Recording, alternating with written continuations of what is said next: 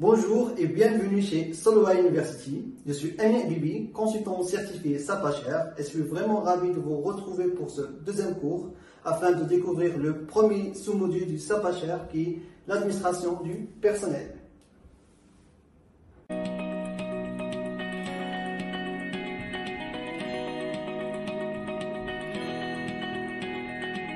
Les trois principaux sujets que vous allez découvrir avec nous dans ce cours sont structure de l'entreprise, structure du personnel, données de base du personnel et les processus administratifs.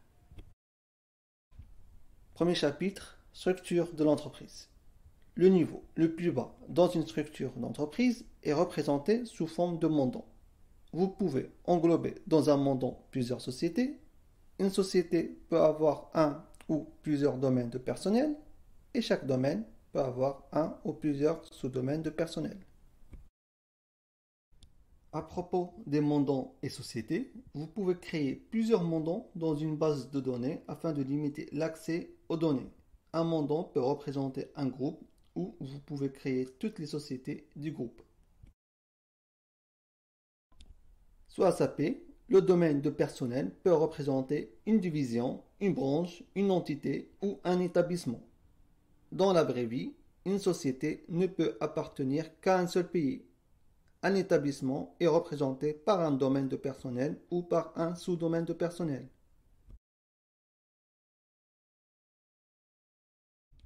Donc, un sous-domaine de personnel peut correspondre à un établissement, comme par exemple un magasin, ou une activité d'un établissement, comme par exemple un magasin qui a plusieurs activités différentes.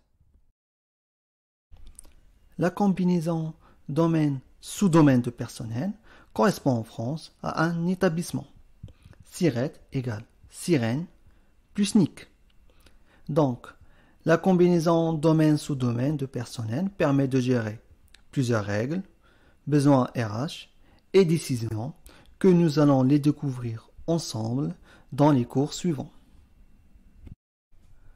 Passons maintenant au deuxième chapitre, structure du personnel.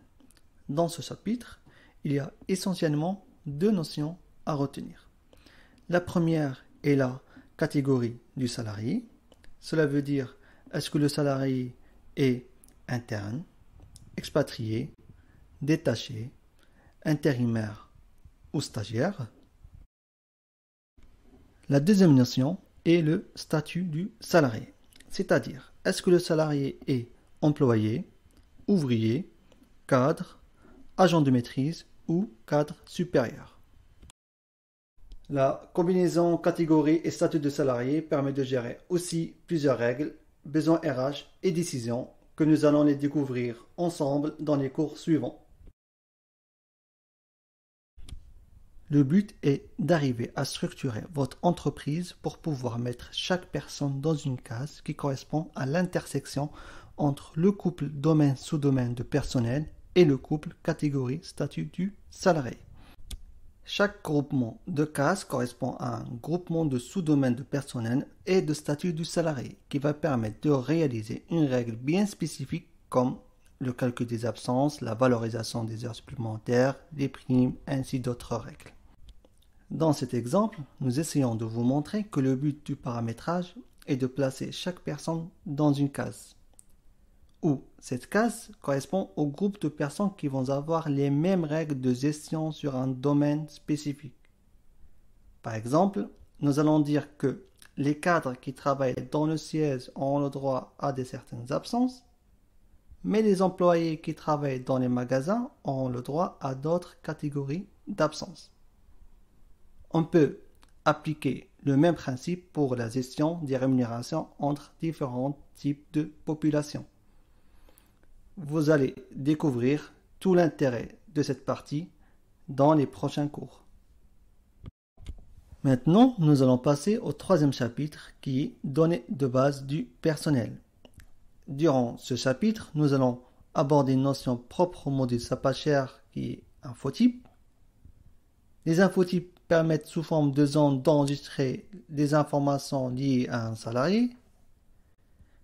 Chaque infotype regroupe des informations par thème, exemple identité du salarié, adresse, rémunération, prime, coordonnées bancaires, ainsi bien sûr d'autres informations. Les infotypes sont codés sous 4 caractères numériques. Nous allons commencer par découvrir deux infotypes. Infotype 1, affectation. Infotype 2, données individuelles. Infotype 1, affectation, permet de saisir les informations liées à l'affectation du salarié, comme société, domaine de personnel, sous-domaine de personnel, catégorie de salarié, statut de salarié, type de contrat, unité structurelle, fonction, poste, tranche de décompte. Je pense que le thème qui pourra vous sembler bizarre est la tranche de décompte. Voyons ensemble c'est quoi une tranche de décompte. La tranche de décompte est un élément fondamental destiné au calcul de la paie. Cela permet de savoir essentiellement la date de la période de calcul de la paie. Exemple, nous pouvons avoir la tranche de décompte F1 pour les salariés payés mensuellement et une autre tranche de décompte F2 pour les salariés payés tous les dimanches. Nous pouvons aussi avoir une tranche de décompte pour les salariés du siège et une autre tranche de décompte pour les salariés du magasin. Et il y a plusieurs façons de faire, mais l'essentiel est de n'oublier aucune personne et de ne pas payer une personne plusieurs fois par erreur. Voici un exemple de l'écran de l'infotype 1, affectation. Il y a un cadre où nous pouvons saisir toutes les informations liées à la structure de l'entreprise, c'est-à-dire société, domaine du personnel et sous-domaine du personnel. Il y a un autre cadre pour saisir toutes les informations liées à la structure du personnel, c'est-à-dire catégorie du salarié, statut du salarié, type de contrat et tranche de décompte. Puis il y a un autre cadre pour toutes les informations liées à la gestion organisationnelle que nous allons l'étudier dans le cours numéro 3, c'est-à-dire poste et la fonction. L'infotype 2, données individuelles, permet de stocker les données liées à l'identité du salarié, comme par exemple nom, prénom, date de naissance, ville de naissance, pays de naissance, nationalité, numéro de sécurité sociale, situation de famille, c'est-à-dire célibataire, marié ou divorcé, et aussi nombre d'enfants. Voici un exemple de l'écran de l'infotype 2, données individuelles.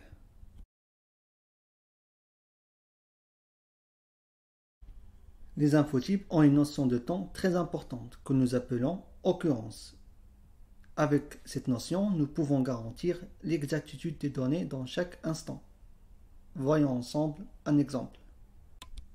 Un salarié avec le statut cadre embauché le 1er février 2020 aura une seule occurrence de l'infotype 1, affectation, avec date de début le 1er février 2020 et une date de fin le 31/12/1999. De son manager où il lui annonce qu'il a reçu une promotion et qu'il va devenir un cadre autonome à partir du 1er septembre 2020.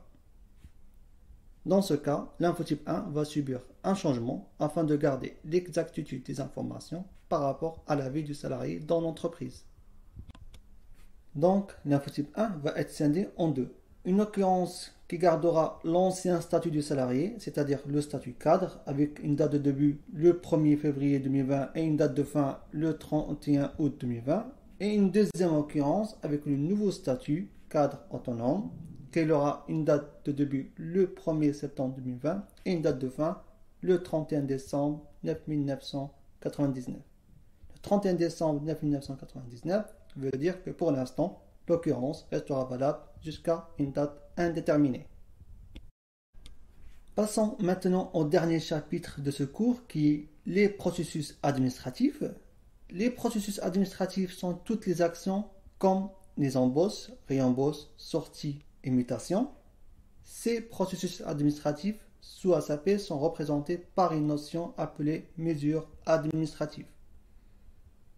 Une mesure administrative est un ensemble ordonné d'infotypes qui sont associés à un infogroupe dans le but de bien cadrer la saisie des données liées à ce processus métier. Le but final est de guider et aider les gestionnaires de paie pour ne pas oublier la saisie d'une information dans le dossier du salarié. Prenons par exemple le processus administratif embauche. le gestionnaire aura une série d'infotypes à remplir essentiels pour ce genre de processus métier qui sont l'infotype 0, mesure, pour enregistrer la mesure, l'infotype 2, données individuelles pour saisir les informations en relation avec son identité, l'infotype 6, adresse, pour saisir les informations liées à son lieu de domicile, infotype 9, coordonnées bancaires, infotype 7, durée théorique de travail, pour saisir les heures de travail du salarié, infotype 8, rémunération, pour saisir principalement son salaire de base mensuel ou annuel. Ainsi bien sûr d'autres infotypes qui dépendront du besoin du client. Voici un exemple de l'écran de l'infotype 6, adresse. Comme vous pouvez voir, c'est assez explicite. Il permet au gestionnaire de saisir principalement l'adresse postale du salarié ainsi que son numéro de téléphone. Là, vous avez un exemple de l'infotype 9, coordonnées bancaires. Il permet de saisir le RIB du salarié afin qu'il puisse essentiellement recevoir un virement de salaire. Voici un aperçu de l'écran de l'infotype 7, durée théorique de travail. Via cet infotype, le gestionnaire aura la possibilité de saisir le temps de travail prévu dans le contrat de travail grâce à la règle du plan de roulement. C'est-à-dire, le salarié travaille combien de jours par semaine et combien d'heures le salarié travaille par jour. Il pourra préciser la durée de la pause et bien d'autres détails. Nous allons entrer plus en détail dans le cours porté sur la gestion du temps. Maintenant, vous êtes en train de voir l'écran de l'infotype 8, rémunération. Il permet au gestionnaire de saisir les données liées à la rémunération, comme le salaire mensuel et le salaire annuel, le taux d'activité, le nombre d'heures ouvrées par mois, ainsi d'autres informations. Un deuxième exemple des processus administratifs, promotion. Si le salarié subit une promotion, le gestionnaire aura besoin de saisir au moins la mesure via l'infotype 0, mesure, le nouveau domaine de personnel ou sous-domaine de personnel via l'infotype 1, affectation, si le salarié a changé d'établissement, et le nouveau salaire via l'infotype 8, rémunération, si le salarié a eu une augmentation de salaire.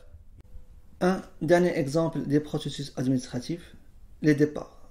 Pour une mesure de sortie, le gestionnaire aura besoin de saisir au moins la mesure via l'infotype 0, mesure, et l'infotype 1, affectation, pour délimiter son poste qui devient un poste vide ou vacant.